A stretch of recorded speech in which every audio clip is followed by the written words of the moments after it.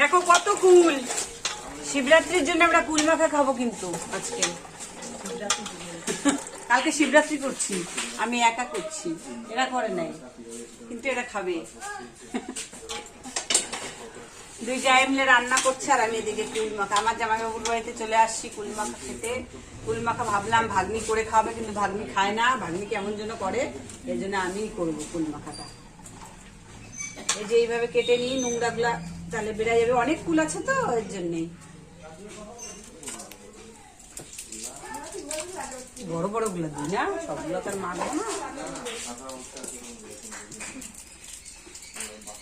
শেষটা তো খাবেই না, আমি খাই না।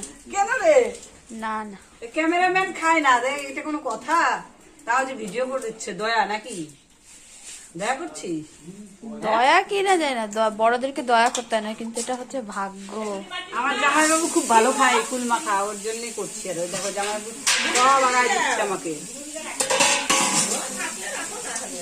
দিদি খাবি? ও বর্দি,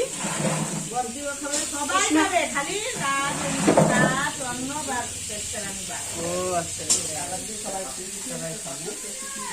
চলো বাড়িতে করলাম, কেউ খাইলো না, আমিও খাইনি, রাখি ঢাইকে ঢুকে রাখি কি করবো, কেউ খাচ্ছে না।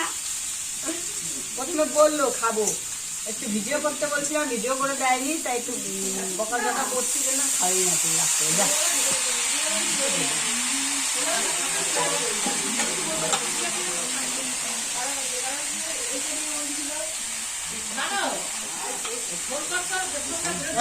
এখন ইসে পর, এখন একটু রাত পরে